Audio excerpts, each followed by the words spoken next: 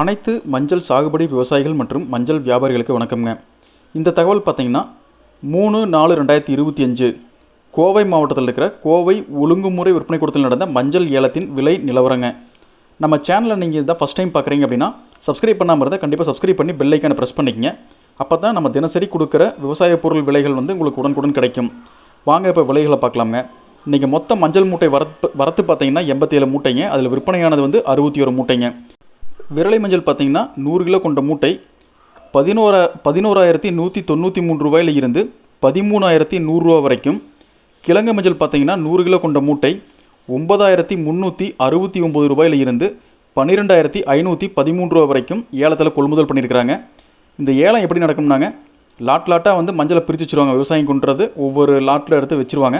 அந்த லாட்டுக்கு யார் அதிகமாக விலை குறித்து கொடுக்குறாங்களோ, மறைமுக ஏலம் தாங்க, விலை யார் குறித்து கொடுக்குறாங்களோ அவங்களுக்கு அந்த லாட் அலாட் ஆயிரும்.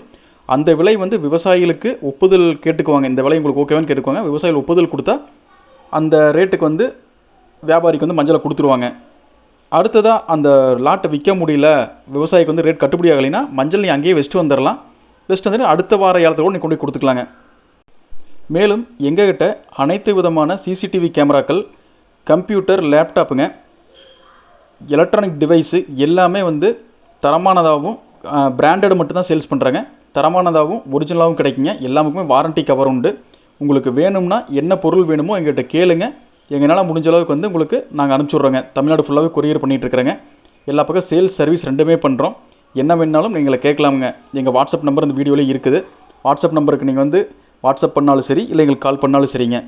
இந்த தகவல் உங்களுக்கு பயனுள்ளதாக இருக்கும்னு நினைக்கிறோம். நன்றி, வணக்கம்.